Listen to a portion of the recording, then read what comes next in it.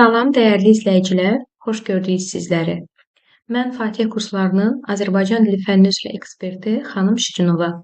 Bugün sizlərə Azərbaycan dili fənnindən monitorinq sınaq imtahanı 7-nin suallarının düzgün cavablarını izah edəcəyim.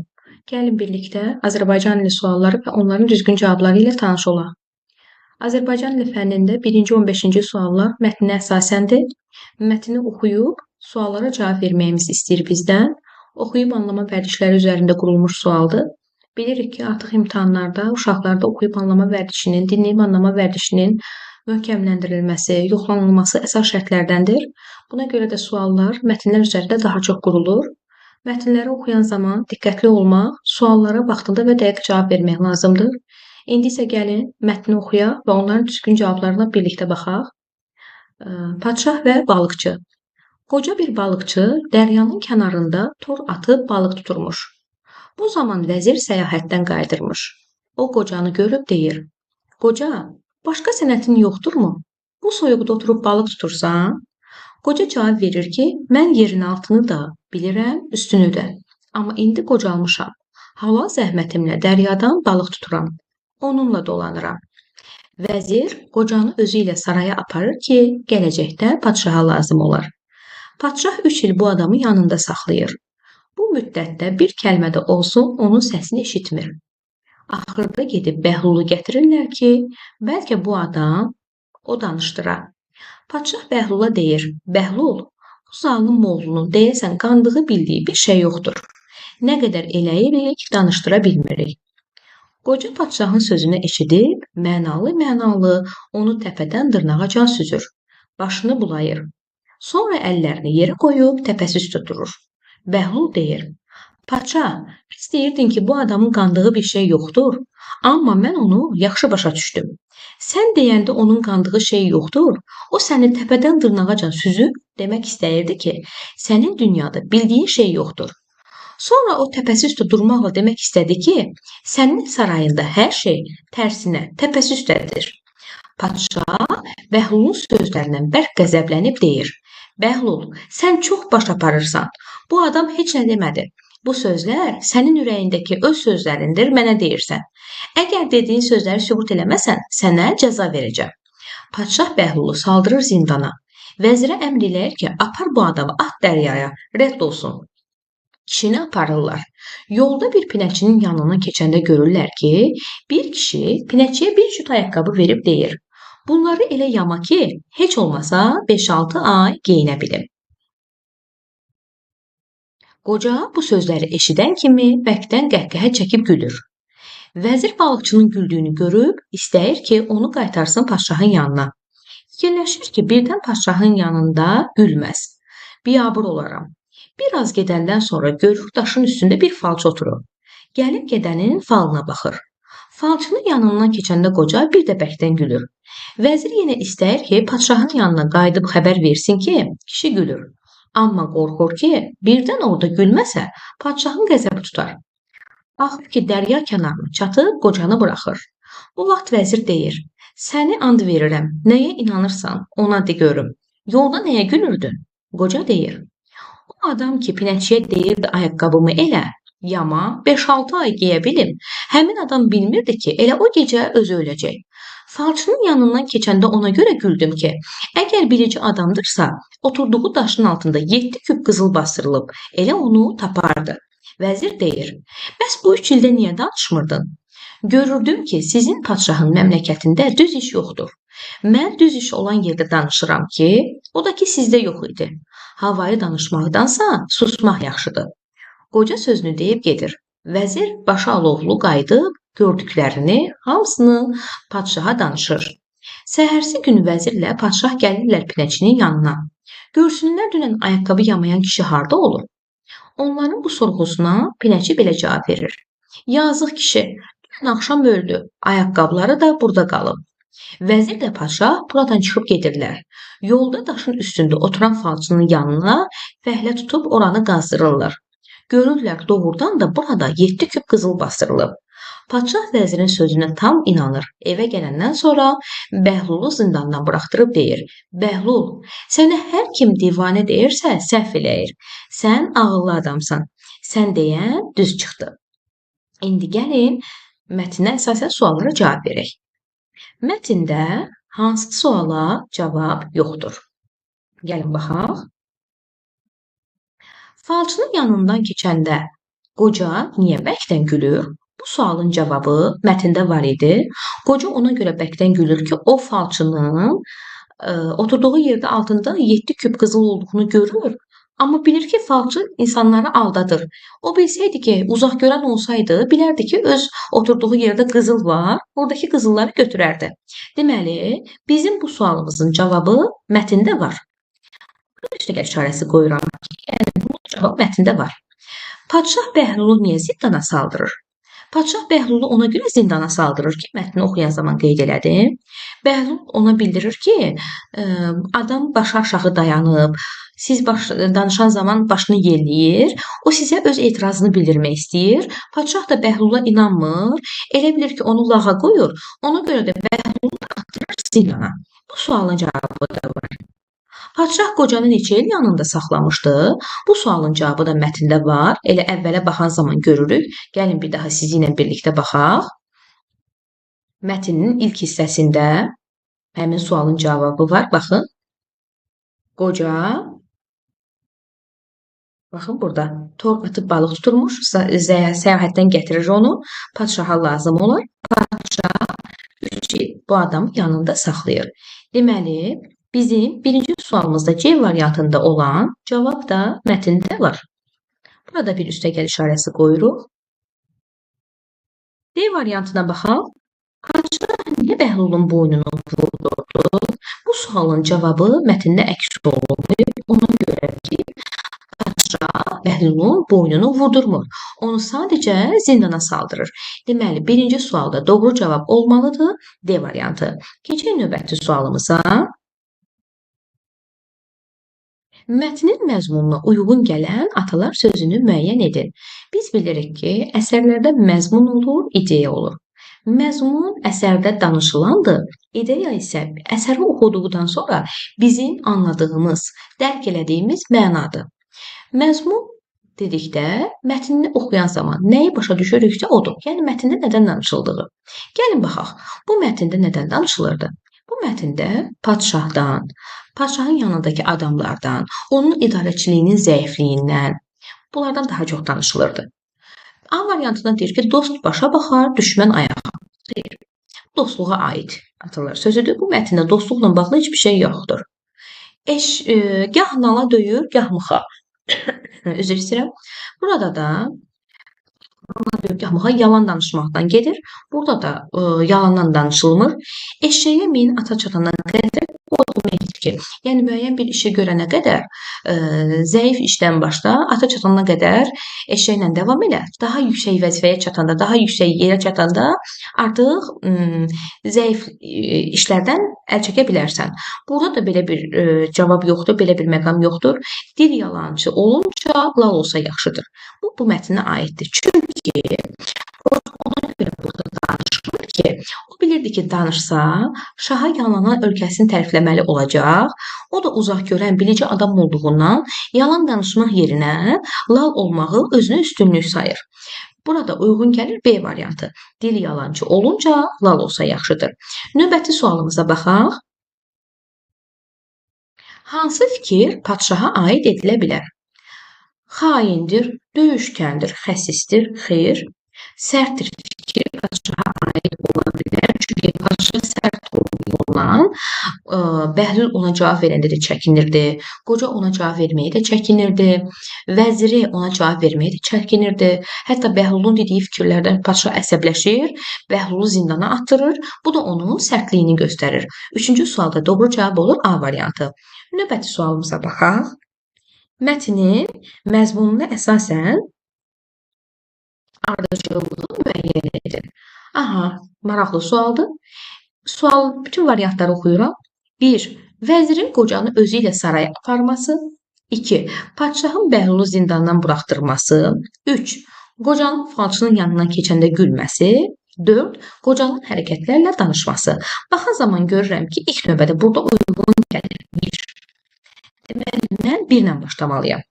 Aha, bütün variantlarda 1 var. Padşahın Bəhlulu zindandan buraxması bu ikinci ola bilməz. İki olan variantı çıxdım. Bu sonunda olanlardandır.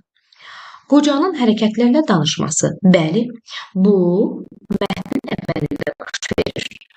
Qoca başını yelləyir, padşaha narazılığını bildirir.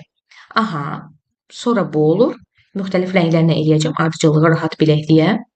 Sonra götürürəm 4'ü. 1, 4. Qocanın falçının yanından keçəndə gülməsi. Mətndə sonra baş verir 3-cü.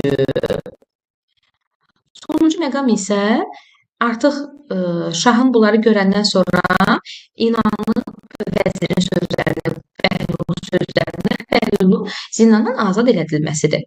Deməli, bizdə ardıcıllıq necə oldu?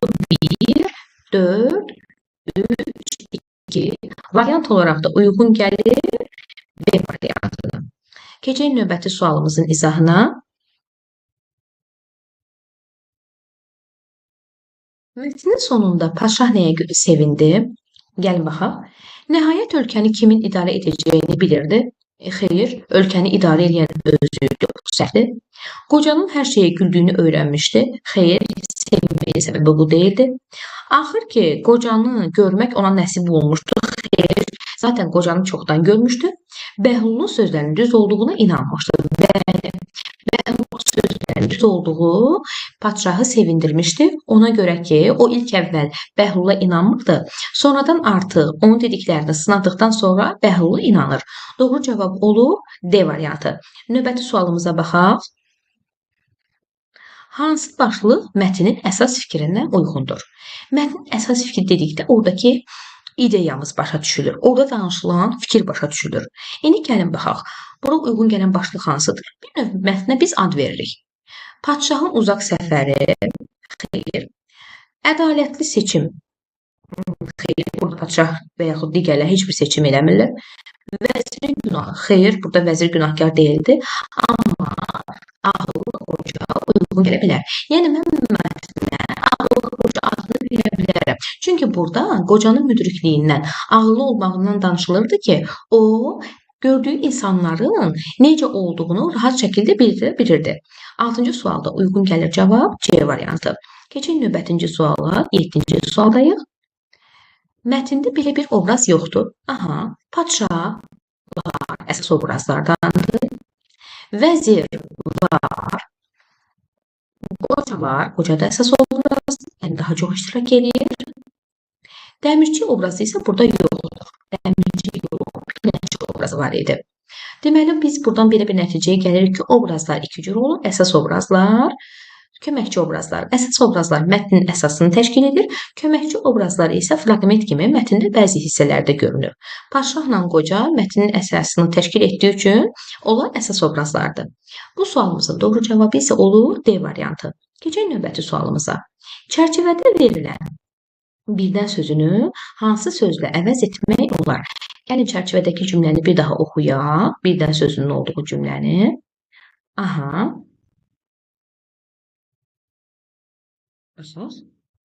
Vəzir yenə istəyir padşahın yanına qayıdıb xəbər versin ki, kişi gülür, amma qorxur ki, birdən orada gülməsə, padşahın qəzəbi tutar. İndi birdən sözünün yerinə mən buradakı cümlələrdən birini qoymalıyam, sözlərdən birini qoymalıyam. Birdən, bəzən bunlar bir-biri ilə sinonim, yəni yaxın mənalı deyil. Birdən gəldi, daha gəldi. Uyğun gəlmir.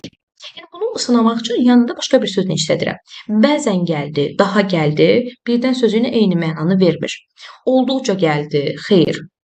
Birdən gəldi, eyni mənanı vermir. Amma lapdan gəldi, birdən gəldi, qəfildən gəldi.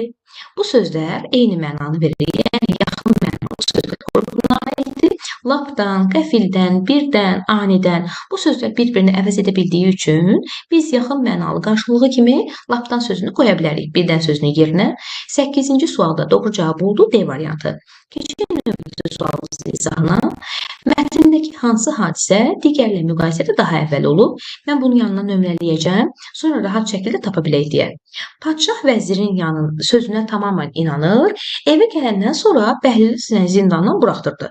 Bu mətnin sonlarındadır. Falçının yanından keçəndə Dördüncüdür. Falçının yanından keçəndə qoca bir də bərkdən gülür. Üçüncüdür. Yəni mətndə üçüncü yerdə idi. Vəzir qocanı özü ilə saraya aparır ki, gələcəkdə padşaha lazım olan birinci cümlə bu olacaq. Çünki mətn elə bu formada başlayır.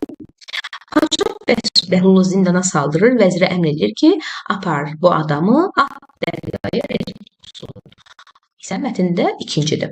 Yəni bizdə mətndə daha əvvəl olan birinci, yəni C variantında olan cümlədir ki, mətn elə bu formada başlayır, ardı isə nömrələdiyimiz formada davam edir. 9-cu sualda doğru cavab olur C variantı. Keçək növbəti sualımızın izahına.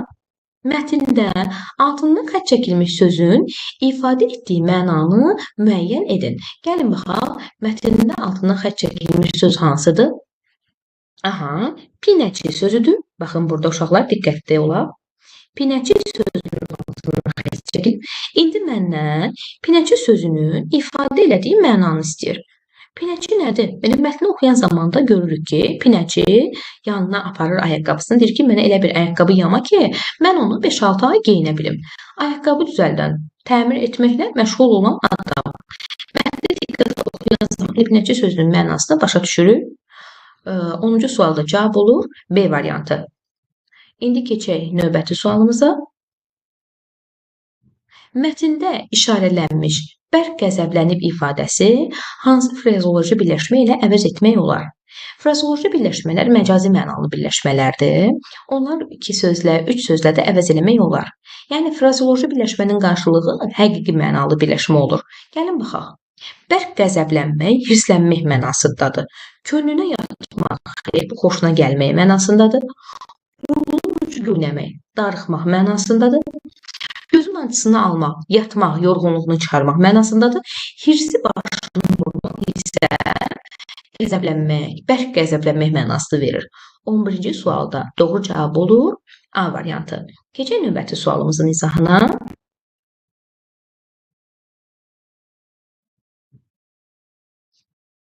Hı-hı, 12-ci sualımıza baxırıq. Mətnin əvvəlində qocanın keçirdiyi hissi necə adlandırmaq olar? Qüssə, fərəh, narahatlıq, təəccüb.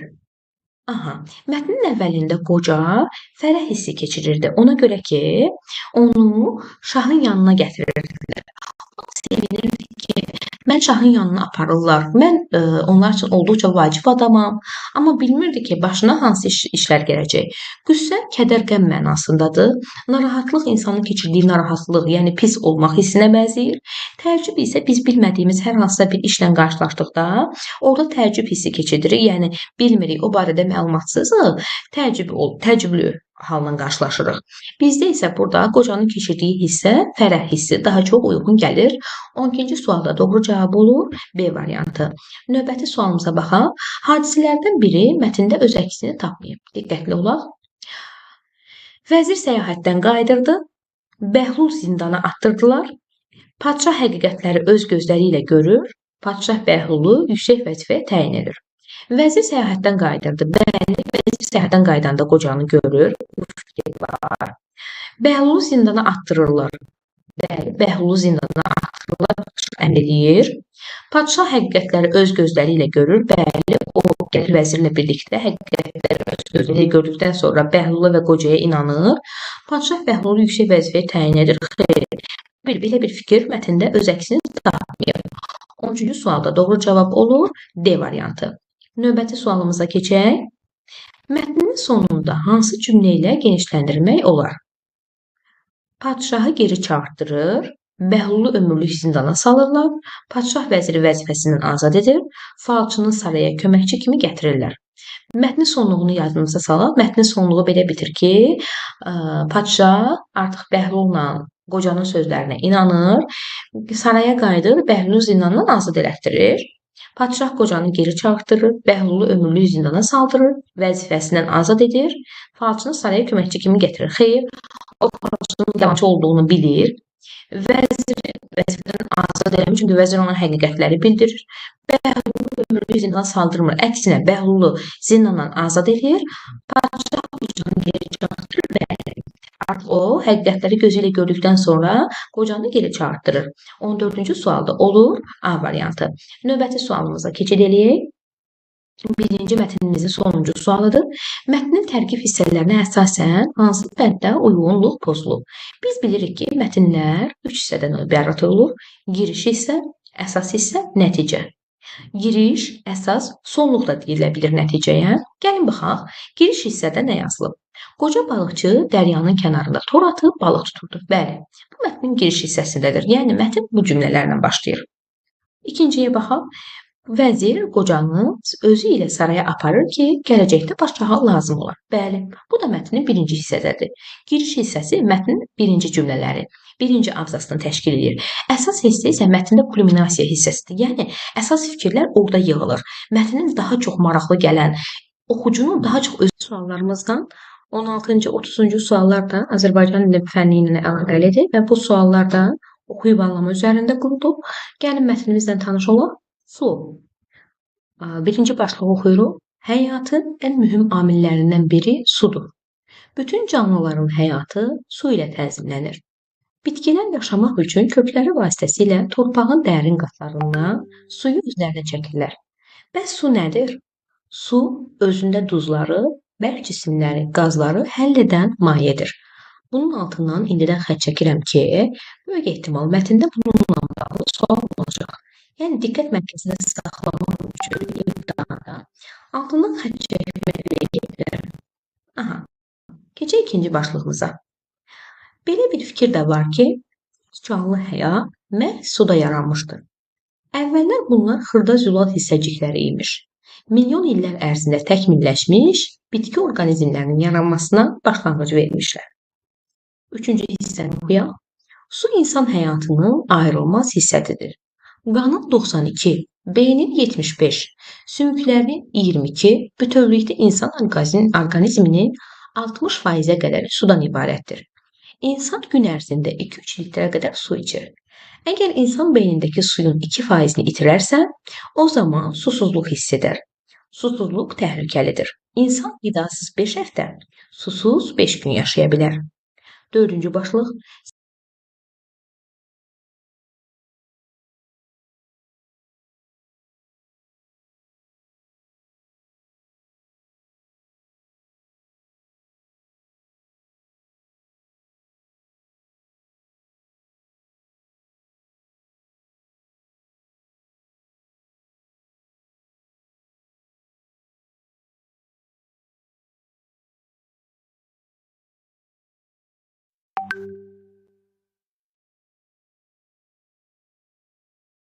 Sənayədə də sudan geniş istifadə edilir.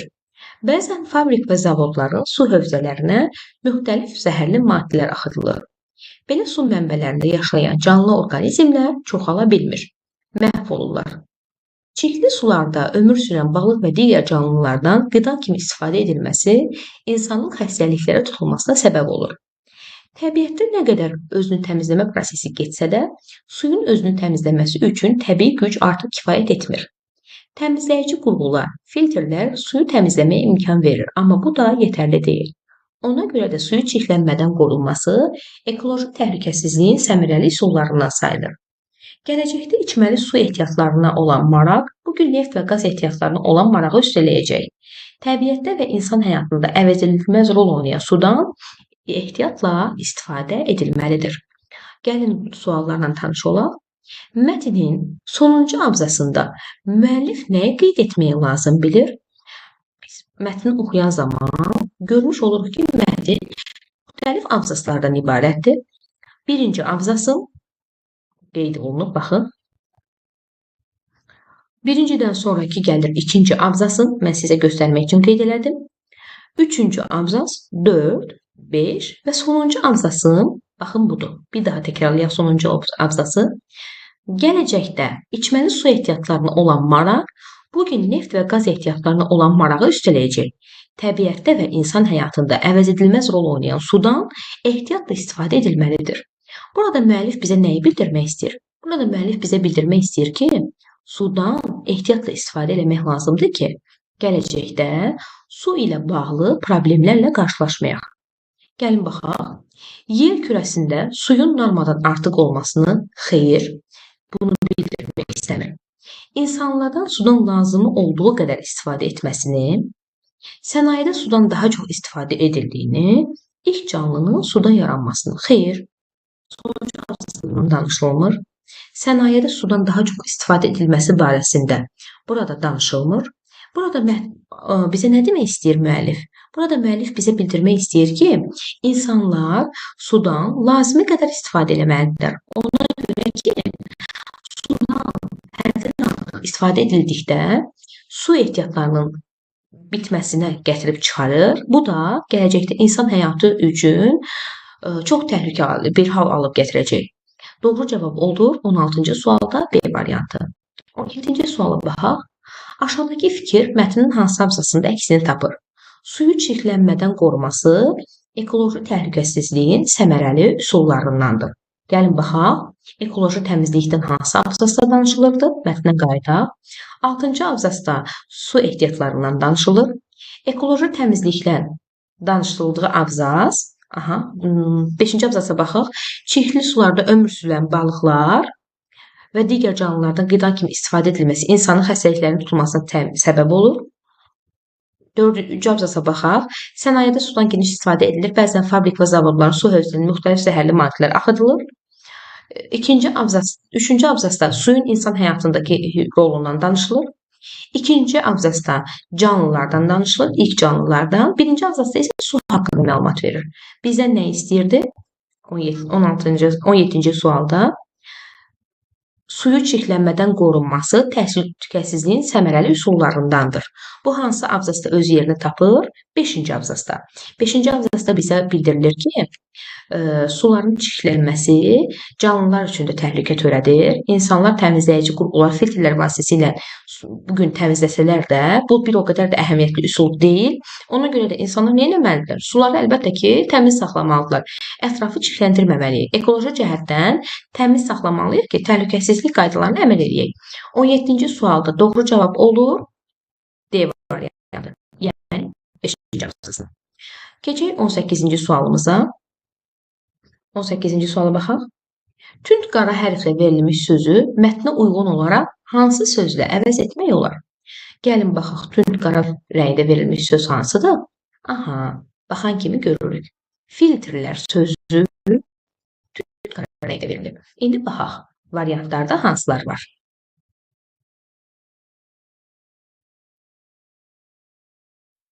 Filtr sözünü bulaq, nasos, süzgəc, bak. Bulaqlar təbii su mənbələridir. Filtrlə heç bir əlaqəsi yoxdur. Nasoslar suların daha güclü, daha qüvvətli gəlməsi üçün çalışan qurğular. Bunun filtrə heç bir aidiyyəti yoxdur. Bak, suları saxlamaq üçün lazım olan vasitələr, əşyalardır. Süzgəc isə suları çirkli haldan təmizləyib, təmiz hala salan vasitədir. Süzgəclər çirklini təmizdən ayırmaq üçündür. Filtrdə çirkli suyu təmiz sudan ayırmaq üçün istifadə olunur. 18-ci sualda uyğun gəlir C variantı. Növbəti sualımıza baxaq. Mətndə hansı suala cavab tapmaq mümkün deyil? Gəlin oxuyaq. Qanun neçə faizi sudan ibarətdir? Bunun cavabı mətndə var. Hətta səhv eləmirəmsə 3-cü abzasdaydı. Gəlin baxaq. Bəli, qanın 92% sudan ibarətdir. Sualımın cavabı 3-cü abzasda var. Keçirəm növbəti sualıma. B variantındakı sualda deyir ki, insan susuz neçə gün yaşaya bilər? Bəli, bu sualın da cavabı mətndə var idi. İnsan yeməksiz 5 həftə yaşaya bildiyi halda susuz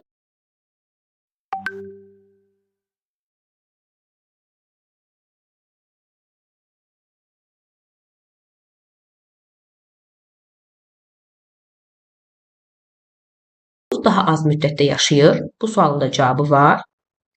Su mənbələrində canlı orqanizmlərin çoxala bilir. Bunun da cavabı var. Canlı orqanizmlərin çoxala bilməməyin səbəbi suların çirklənməyidir. Şirin suyun ən çox azaldığı bölgələr haralardır? Belə bir sualın cavabı mətndə yoxdur. Çünki bu mətndə şirin suların mənbələrindən danışılmır. 19-cu sualda doğru cavabı oldu D variantı. Keçək növbəti sualımıza. Mətnin ideyasını aşağıdakı fikirlərdən hansı ilə əvəz etmək olar? Hansı ilə ifadə etmək olar? Çox üzr istəyirəm. Bu mətndə nədən danışılır? Sudan. Suyun insan həyatındakı rolundan, canlıların həyatındakı rolundan. Su hər dərdə dərmandır. El gücü, sel gücü, işləməyən dişləməz, yalan ayaq tutar, yeriməz. Burada elə sudan danışılır. Su hər dərdə dərmandır.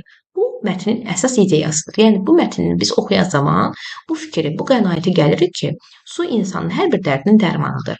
İnsanın yaşaması üçün, var olması üçün, canlı orqanizmlərin yaşaması üçün su insana hava qədər, istilik qədər, torpaq qədər, qida qədər su da vacibdir. Hətta daha vacibdir. Doğru cavab olmalıdır 20-ci sualda A variantı. Keçək növbəti sualımıza, 21-ci suala baxırıq. 20-ci sualda deyir ki, sudan səmərəsiz istifadənin yarada biləcəyi problemlərdən deyil. Yəni, səmərəsiz, düzgün olmayan istifadəni deyir.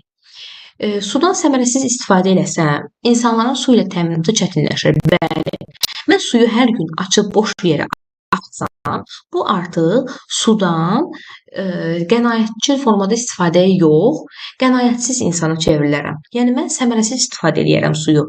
Yoluxucu xəstəliklər arta bilər, bəli, çünki ekologiya çirkləndikcə yoluxucu xəstəliklər çünki su olmasa insanlar təmizlənə bilməz, aldığı qidaları yuya bilməz, ərzaq qıtlığı yaranar, bəli, çünki su olmasa torpaqlar sulana bilməyəcək, ərzaqlar da yetişə bilməyəcək. Maşınlar qətiyyən işləməz. Xeyr, bu yanlış fikirdir. Maşınların işləməyinin suya heç bir aidiyyatı yoxdur. 21-ci sualda cavab olur D variantı. Növbəti sualımıza keçid eləyək. Mətnin nəticə hissəsinə aid olan fikri müəyyən edin. Biz mətni oxuduq, indi mətndən nəticə çıxarmalıyıq. Çirkli su xəstəlik mənbəyidir. Sudan əkinçilikdə istifadə olunur. Suna qənaət etmək lazımdır. Sudan sənayədə geniş istifadə olunur. 22-ci sualda uyğun gələn variant C variantıdır. Niyə görə? Çünki mənə suyun faydalarından danışdı. Su harda istifadə olunur, niyə görə istifadə olunur, insan bədəninin hansı hissəsini təşkil edir. Mən bu mətni oxuduqdan sonra belə bir nəticəyə gəlirəm ki, su olmasa həyat olmaz. Mən suya qənaətlə istifadə eləməliyəm. Səmərəsiz yerə suyu istifadə eləməməliyəm. Ekologiyanı çirkləndirməməliyəm. Yəni, insanın var olması üçün su vacibdir. Buna görə də suyu qənaət eləmək lazımdır. 22-ci sualda cavab olur C variantı. Növbəti sualımıza keçid eləyək. Mətnə əsasən yanlış fikri müəyyən edin. Gəlin baxaq. Suyun da özünü təmizləmə qabiliyyəti vardır. İnsanlar suyu təmizləmək üçün gördüyü tədbirlər kifayət etmir. Zərərli maddələr suda yaşayan canlılara təsir göstərir. İnsan qidasız daha az, su içmədən daha çox yaşaya bilər. Suyun özünü təmizləmə qabiliyyəti var. Sualın cavabı. Bu fikir də mətndə verilir. İnsanların suyu təmizləmək üçün gördüyü tədbirlər kifayət etmir. Bəli, çünki artıq o qədər çirklənir ki, insanlar suyu təmizləmə qabiliyyəti itirirlər. Zərərli maddələr suda yaşayan canlılara təsir göstərir. Bəli, ekologiya məhv olur. İnsan qidasız daha az, su içmədən daha çox yaşaya bilər. Bu yanlış fikirdir. Əks olmalıdır. İnsan qidasız daha çox, susuz daha az yaşaya bilər. 23-cü sualda doğru cavab olur D variantı. Keçək növbəti sualımıza. Sonra isə həm bitki, həm də heyvan əlamətləri olan canlılar meydana gəlmiş, nəhayət ibtidai heyvanlar yaranmışdır cümləsi hansı abzasın sonuna artırılsa əlaqə pozulmaz. Gəlin baxaq abzaslara ki, hansı abzasda canlı orqanizmlərdən danışılır. Baxın, ikinci abzasda belə bir fikir vardır ki, ilk canlı həyat məhz suda yaranmışdır. Əvvəllər bunlar xırda-zülal hissəcikləri imiş, milyon illər ərzində təkmilləşmiş, bitki orqanizmlərinin yaranmasına başlanğıc vermişdir. Bu mənim ikinci abzasımdır. İndi ikinci abzasımın davamına baxıram. Sonra isə həm bitki, həm heyvan əlamətləri olan canlılar meydana gəlmiş, nəhayət ibtidai heyvanlar yaranmışdır. Mən bu fikri əlavə eləyə bilər ikinci abzasıma, doğru cavab olur. Çünki ikinci abzasda məhz canlılardan heyvanların ilk yaranmasından danışılır. Canlı aləmin danışılmağından, yaranmağından. 24-cü sualda cavab olur A variantı. Keçək növbəti sualımızın izahına. Mətnə əsasən suyun çirklənməsi ilə bağlı yaranan təhlükələrdən deyil. Aha. İçməli su ehtiyatlarının azalması. Bu təhlükədir. Bu mətndə göstərilir. Suda yaşayan canlıların məhv olması. Bu da təhlükəlidir. İnsanın xəstəliklərə tutulması. Bəli, bu da təhlükədir. Su içilənməsi ilə bağlıdır. Suda yaşayan canlı orqanizmlərin sayının çoxalması bunun suyun çirklənməsinə heç bir uyğunluğu yoxdur. Ona görə ki, su çirkləndiyi halda suda yaşayan canlı orqanizmlər çoxala bilməzlər. Əksinə, daha da azalmalıdırlar. 25-ci sualda doğru cavab olur D variantı. Növbəti sualımıza keçid edək. Aşağıda hansı sözün izahı verilib? Mayenin içində olan bərk cisimlərdən ayırmaq üçün cihaz. Bu filtrdir. Filtr mayeni içində olan bərk cihazlar, cisimlərdən ayırmaq olan cihazdır. Ümumiyyətlə filtr təmizləmə xüsusiyyəti yerinə yetirir. Yəni mayeni içində olan bərk cisimlərdən, kirli cisimlərdən xilas eləyir. 26-cı sualda doğru cavab olmalıdır B variantı. Çən nədir? Çən suyu saxlamaq üçündür. Boru suları bir-birinə keçid eləməsi üçündür. Nasos isə mayəni elə bil ki, daha çoxaldır elə bil ölçüsünü. Biz məsəl üçün kranı açan zaman su biraz az gəlir. Nasosla verildikdə isə suyun miqdarı daha da artır. Bizə isə təmizləmək üçün lazım olan cihazı soruşur. Bərk cisimlərdən ayırmaq üçün lazım olan, təmizləmək üçün lazım olan 26-da olur cavab B variantı. Növbəti sualımıza keçid eləyək. Hansı variant yanlışdır? İnsan beyninin 75% sudan ibarətdir. İnsan qanının 92% sudan ibarətdir. İnsan sümüklərinin 20% sudan ibarətdir. İnsan gözünün 60% sudan ibarətdir. Bu haqda məlumat verilirdi, səhv eləmirəmsə 3-cü abzasda. Gəlin baxaq, amma burada doğru cavab, yanlış cavab olur D variantı. İndi sizə də göstərəcəm. Çünki insanın gözünün 60% sudan ibarətdir fikri yanlışdır. İndi göstərəcəm niyə görə yanlışdırsa. Mətninə geri dönüş eləyək. Aha, insan haqqında yazılan abzasa qayda 3-cü abzasda olmalıydı. Baxaq. Aha, su insan həyatının ayrılmaz hissəsidir. Qanın 92, beynin 75, sümüklərin 22, bütövlükdə insan orqanizminin 60%-ə qədərini təşkil edir. Amma mənim testimdə yazıb ki, su insanın gözünün 60%-ni təşkil edir. Xeyr, bu yanlış fikirdir. İnsanın gözünün 60%-ni deyil də, insan orqanizminin ümumilikdə 60%-ni təşkil edir. Baxaq suala. Mən də 27-ci sualda yanlışlığı istəyir, olmalıdır D variantı. Səhv fikir D variantındadır. Sizə də göstərdim niyə görə. Həmişə sualları həll edən zaman mətnə əsaslanın. Mətnə geri dönüş eləyib baxın ki, yanılma ehtimalınız olmasın. 27-ci sualda oldu D variantı. Keçək 28-ci suala. Su nədir? Aha, elə bayaq sizə demişdim ki, bunun altından xətt çəkək. Belə bir sual ola bilər. Gəlin baxaq. Su nədir? Sualın cavabı birinci abzasda özünü göstərir. Su nədir? Həyatın ən mühüm amillərindən biridir. Bəs su nədir? Su özündə duzları, bərk cisimləri, qazları həll edən mayedir. Getdik sualıma baxmağa. Gəldik çatdıq sualımıza. Məndən istəyir ki, su nədir? Variantlarımıza baxaq. Yalnız insan orqanizminin fəaliyyətini təmin edən mayedir. Xeyr, yanlışdır. İnsan orqanizminə zərər verən bərk cisim. Xeyr, yanlışdır. Tərkibi yalnız bakteriyalarla zəngin olan maddedir. Xeyr, yanlışdır. Su özündə duzları, bərk cisimləri, qazları həll edən mayedir. Doğru variantdır. 28-ci sualda cavab olmalıdır A variantı.